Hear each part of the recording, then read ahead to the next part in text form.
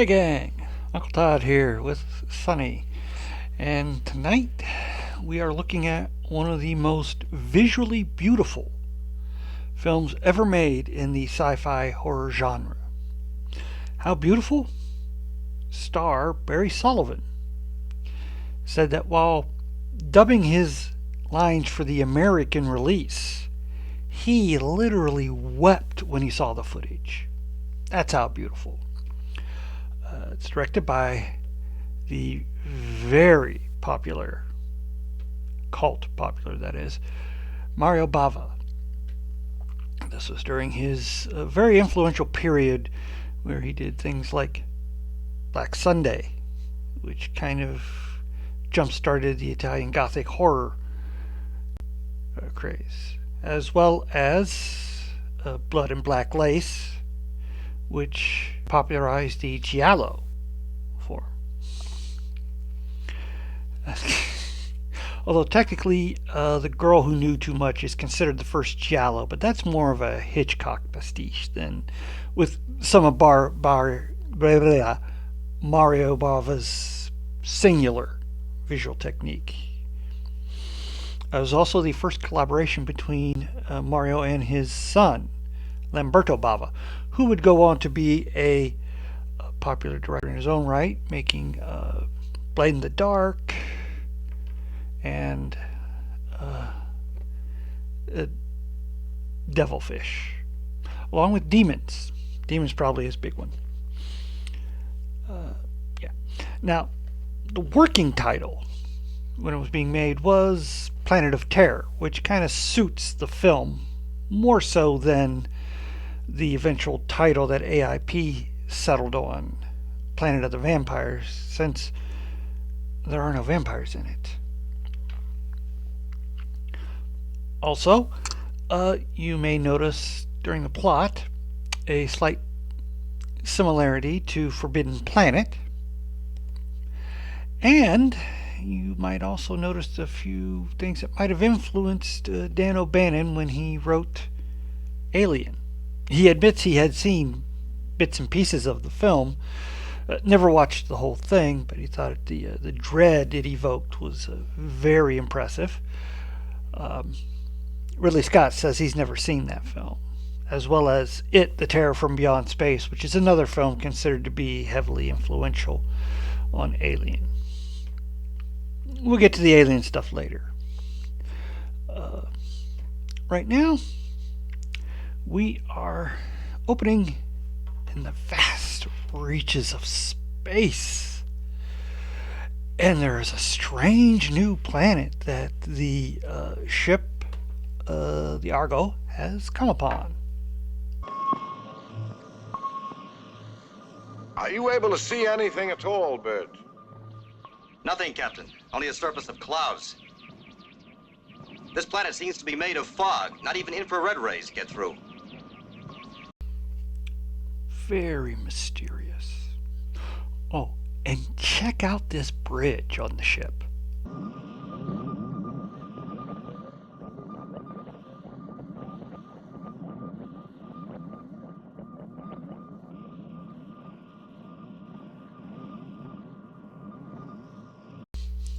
Man, makes the Enterprise look practically claustrophobic. That is huge. Anyways, after they have a brief radio conversation with the sister ship, the Galliot, which also happens to have on its crew the younger brother of the Argo's captain. The Argo's captain's name is Mark Marcari. Yeah. Mark Marcari. This close to being Marky Mark. Anyway, they lose contact due to the radiation from that planet, and it falls off their radar. Must have crashed on the planet. Only one thing to do: mount a rescue operation when the landing goes a little awry. Wes, what are we at? Give me a reading. 20 mark. 20G. Wow, that's a lot of gravity they're having to deal with there. And the ship's on automatic. Luckily, instead of crashing, Captain Marcari manages to switch back over to manual and through sheer force of will does a soft landing. And then something crazy happens.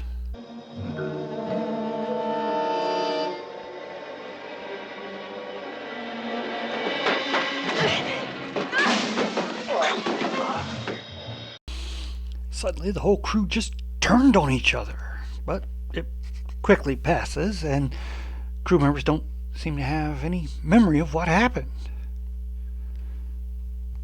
Mysterious, isn't it? Well, they do a quick check of the ship. Doesn't seem to be damaged. And they get a SOS signal from, or I guess it'd be Mayday, from the Galliot. So it's not too far away, but they cannot lift off and land again based on this planet's surface. So they get up a away team, and we get our first look at the amazing props and sets and things that they use to create this planet.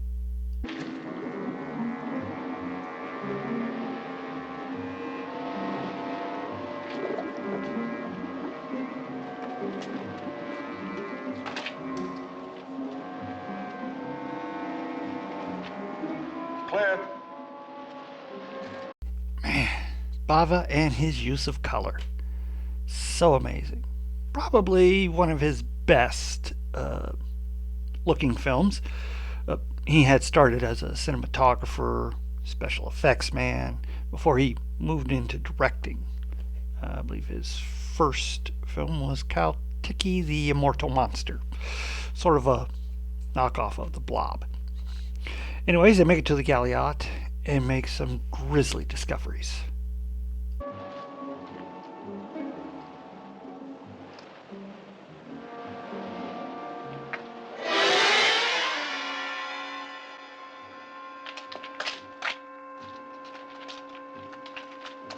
Yep. Unlike the Argo, Galliot's crew didn't get over their strange compulsion and killed each other. The worst those on the bridge.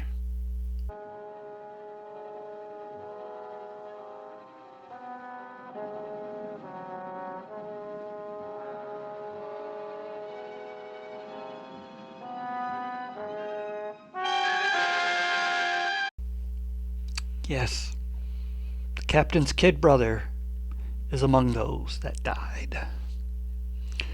Well, the bridge is locked from the inside, so they're going to have to go back to the main ship and get their cutting tools.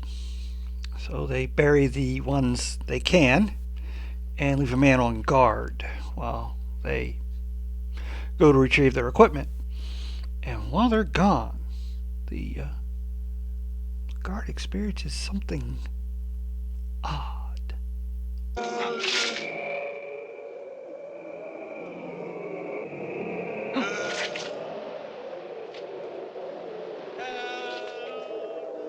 Who could that be? Well, we're going to have to table that for now. When the captain and his crew return, guard's gone. Even more mysterious, the door to the bridge is open and all of those bodies are missing too. Let's take it easy. There must be some explanation, a logical one. That's right, Mark. Mark, What is it, Wes? we weren't dreaming. Those bodies really existed. Look, blood. As if that wasn't bad enough, Tiana, the crewman that was left on guard, freaks out over something she saw. Well, everybody's a little creeped out by this, so they head back to the Argo. then, once they are gone, the galliot crewmen they had buried come up out of the grave.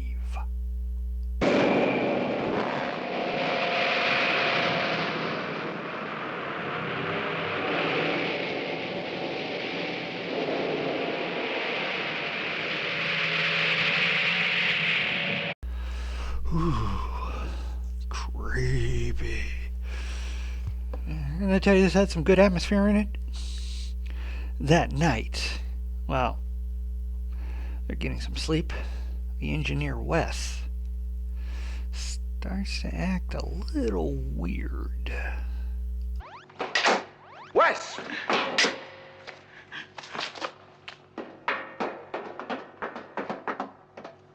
More trouble? He was trying to disconnect the meteor ejector. That's right. The meteor ejector. Why, without that, they couldn't go anywhere. They'd be bombarded by all the meteors out there, and the ship would be destroyed. Wes has no memory of this, but the doctor, Karen, postulates that it was some kind of mind control when his mind was at its weakest, i.e., asleep. So they put a new guard duty on the roster. Half the crew sleeps, the other half watches. Meanwhile, outside on guard duty, Bert gets into some trouble of his own. Bert, what happened? Tell me, who did it? Was Captain Salas.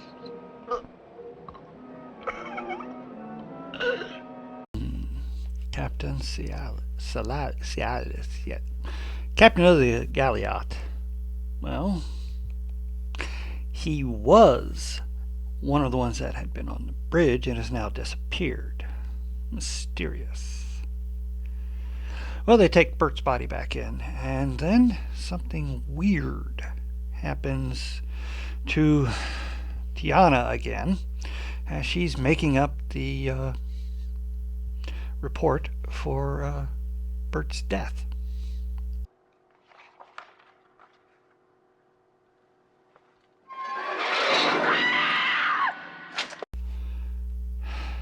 Poor Tiana. This seems to be her character arc throughout the film. Anyways, when the captain and the crew rush in, Bert's body's on the table. Tiana's passed out. So she's taken to sick bay, sedated, and Bert is buried. Then their sensors pick up some strange lights way off in the distance. So McCary, Sonia, and another crewman, they head out to investigate and come upon an ancient crashed ship, leaving the other guy out on guard duty as usual. McCary and Sonia investigate and see if you can spot the similarity between Alien and this film.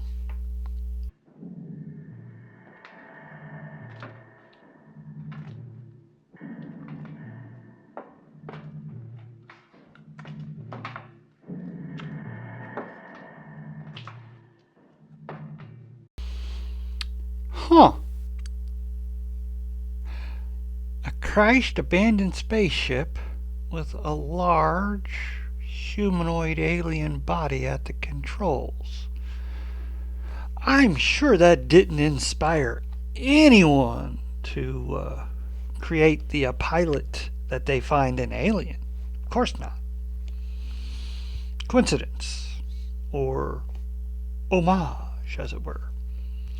Well, unfortunately, they're playing around with some of the buttons, causes the bridge door to shut and seal. And something even worse gets started.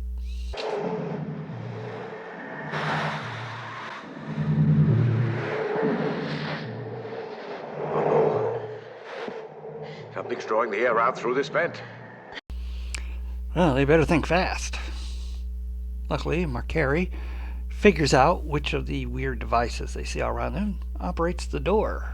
Although it has such a heavy electric charge coming off of it, it's kind of difficult for a smaller human than the alien to actually use it.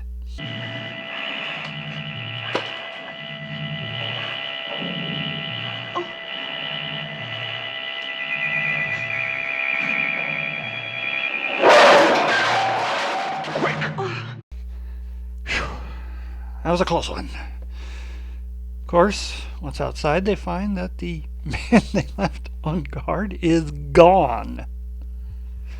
Getting back to the ship, they found out that Tiana had another freak out while on guard duty. And they go to ask her what it was that has caused this for her to have such reactions. I looked right at them. They didn't go away. They were humans, not ghosts. Who, Tiana? Who? Tell me, who did you see, Tiana? Empty faces. Dead faces. Well, dead faces. No time to really ponder all this because two strangers show up. They come out of the shadows. It is Captain Salas and one of his crew members, Kerr. Well, this needs some explanation. Apparently all they remember is waking up outside, and they've been wandering ever since. So, they're given a room to go to get some rest. And told one will have to watch the other. He'll explain later. Meanwhile, Tiona, she tells the captain that one of the faces she saw was Bert's. Well, that's ridiculous. They buried him. So, to allay her fears and to help with this hysteria she's suffering from, they decide to disinter Bert to show her he's still there.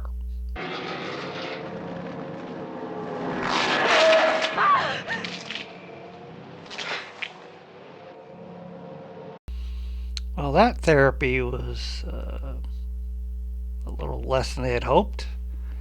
There's no body there. Okay. Then, Salas and Kerr, they sneak around the Argo to the engineering department and they swipe the meteor rejector. They're caught. Kerr escapes the ship while Salas is chased, and then when he's caught, decides to do a little monologuing. I inhabit the body of your late captain.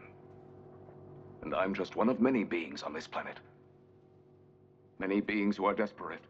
We've been in trouble many years now, and we're fighting to survive. We arranged for several of you to kill each other so that we could take over your bodies, or somewhere else. Our son's been dying, as you can see. And that means the end of our species as well. We have been attempting to summon you here for centuries. No. They must be willing only to submit, lose their bodies as well as lose their will. We'll never submit to a breed of parasites. Our relationship would be symbiotic. Yep. All they're really asking is that the crew allows these beings to inhabit their living bodies, take control of them, in a symbiotic thing, and then they all leave and go to their home planet, where they will then spread to everyone else. That doesn't sound so bad, does it? And that's why they took the rejector. They can have it back if they submit. Well, Mark McCary, being the kind of no-nonsense ship captain he is, gives him his answer. No, never. We'll all of us give up our lives to save our own race.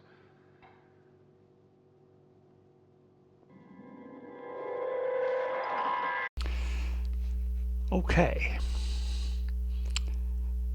I guess they can just leave the dead bodies whenever they want. So, Carrie comes up with a plan. Wes, he'll stay behind. The rest, there's only like 4 of them now. Carrie, Sonia, Tiana, and the ship's Dr. Karen. They will take some bombs, head out for the downed ship, which they are obviously repairing. Otherwise, why would they take the meter rejector instead of just holding it there on the ship with them? Anyway, they plant the bombs, set a timer, sneak in, and the rejector has already been inserted into the proper place in the engine room. So they start to work to remove it when, of all the reanimated bodies to show up, it's McCary's brother. Anything left in you of what you were, let me go on. Fortunately, there's nothing of what I was left. Only the body's the same. And now... No use, Mark. You can't harm me with violence.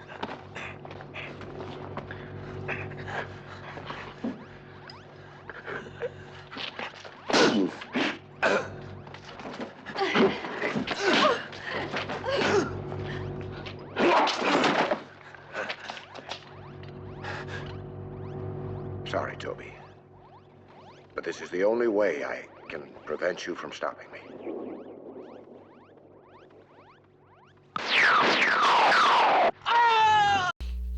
Good fight, but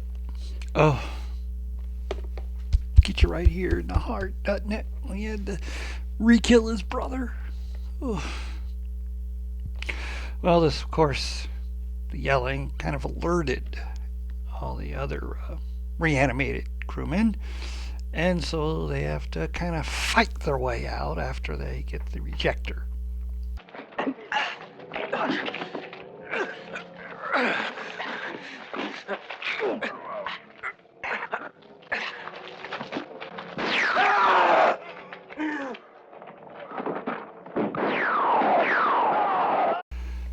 Luckily, they finally managed to get away, and as they're being chased, they get covered by Tiona and Karen, but it's a losing battle for those two.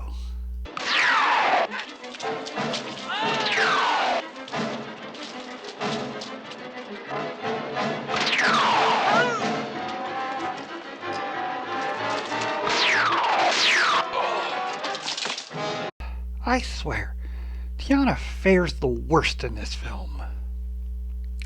Well, luckily they make it back to the ship, get the shields on so that the undead cannot get through, get the rejector on, and blast off.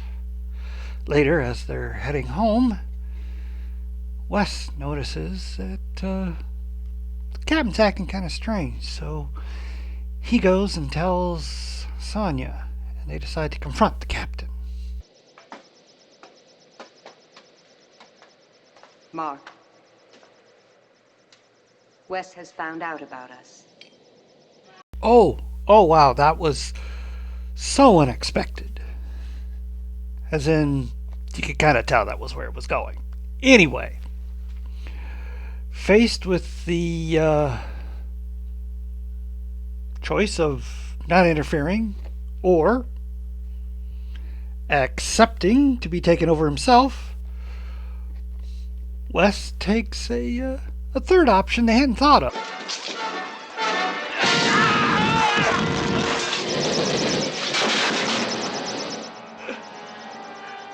That's a bit of a problem. How far can they get? They can't get to Wes's planet. Maybe there's something nearby they could land on and maybe take over that one. Gee, I wonder which planet they'll find. It's the third planet of the star we call Thal. So small it's not even marked on the astro navigation charts. But will it be possible to live there? For us and those who follow us? It's most likely a young, primitive world. But I think it'll be all right for us. Oh no! Earth! Who would have thought? I'm shocked. Shocked. Yeah, it's kind of obvious. Okay, I'm going to just come right out and say it. The biggest problem with this film is the title. There are no vampires. They're zombies. Why not Planet of the Zombies? Or stick with Planet of Terror. I mean, that would have fit. But, you know, Planet of Vampires apparently has a more marketable title, I guess. But did I not lie about the great imagery on the planet? Oh, so beautiful. Fun fact, Carl Rambaldi, who did the effects here, did the same ones for Alien. So, there's another connection, and probably explains some of the similarities in the look. Aside from the misleading title, this is a great sci-fi horror film. A little slow moving at times. The pacing's a bit draggy, but that's kind of common back in the 60s for some Italian films. You know, they like to wander the camera around, take in all the sights, which, when you got sets like that, of course, yeah, you want to look at that. Pacing could have been tightened up a bit, but other than that, it's a really good, eerie, creepy alien invasion flick in outer space. And I'm not even going to go into all the similarities with Alien because it doesn't matter. They both have their own originality with things. A few things here, a few things there. Really like the look of the dead reanimated. They've got their wounds are still there. My favorite scene will have some of the quick but very effective makeup effect for one of the bodies. We'll get to that after this. But yeah, really good. I like the whole concept of the aliens where they exist on a different physical plane. And they don't have any technology because they're not actually physical. And the planet's dying, so they got to go somewhere. And since they can inhabit bodies, living or dead, but living's better, they've been luring people in, just like on, beginning of Alien, but again. And you understand their motivations. They're dying, they're doing what they need to do to survive, and even counter argue when the terrestrials argue that they don't have the right to that. It's like, you've done your own killing, injecting, or subjugating. How is this any different? You would do the same if the roles were reversed, and it can't argue that. Everybody fights to survive in their own way. And I like this. It wouldn't be parasitical. It would be symbiotic. No, it would be parasitical. Let's be honest. This isn't like Drax on Star Trek. They don't exist together and influence each other. They take over. More like the aliens in Stargate. But, yeah, the fights are pretty good. The ray guns, they just kind of shoot fire, I guess. But they don't overuse it. And there's some good intrigue and some suspense, especially when they go back aboard the ship and all the dead crew are moving around, so they got to sneak around. A great use of shadows on some of the corridors, and of course those amazing colors that Bava is known for the surface of the planet. Yeah, highly recommend this film if you want to see some of the influences that may have led to Alien. I believe they're big influences. This and The Terror from Beyond Space, in which a space monster from Mars gets aboard a ship and it travels through the vents, picking off the crew members one by one, and they finally defeat it by donning their spacesuits and blowing an airlock, which sucks all the air out. That one's a pretty good one, pretty fast paced. It's a 50s film, so you got to take that into account. The alien suit's kind of it didn't quite fit the actor, and so his chin is poking out through where the mouth is, so it looks like he's sticking his tongue out all the time. But here, oh boy, that makeup on some of those bodies. Yeah, this I can see how some kids might have been pretty freaked out by this one back when they went to see it in the theater. Of course, it also played on TV quite a bit. I believe I saw it on Fritz the Night Owl when I was at my grandmother's. I didn't get that station where we lived, but she did, even though she was in West Virginia.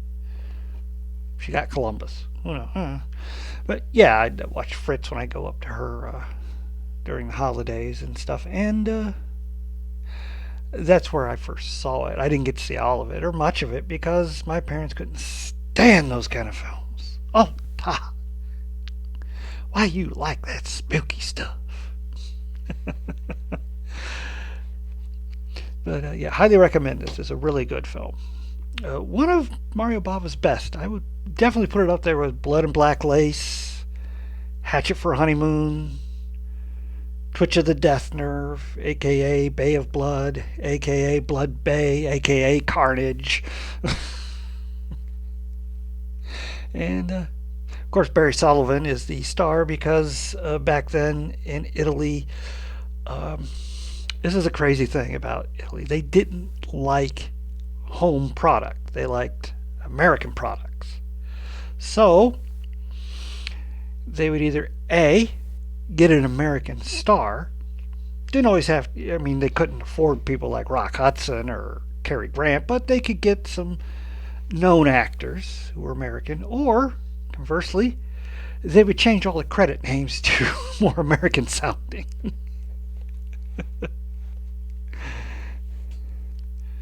And so that's how Barry Nelson got onto this one. Plus, it was co-funded by AIP, so they would supply a name actor. Well, as I said, please stay after the credits for my favorite scene. You get to see the best makeup effect there. And please hit like, share, and subscribe. I'll see you next time.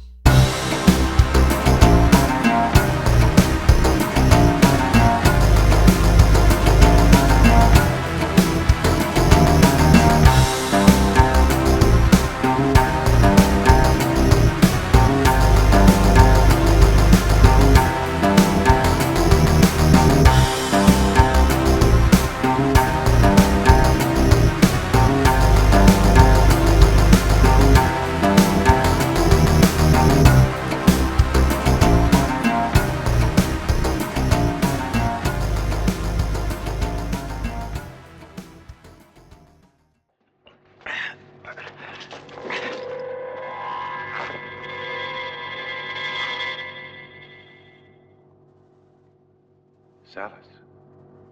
No. It's not Salus. Just his body.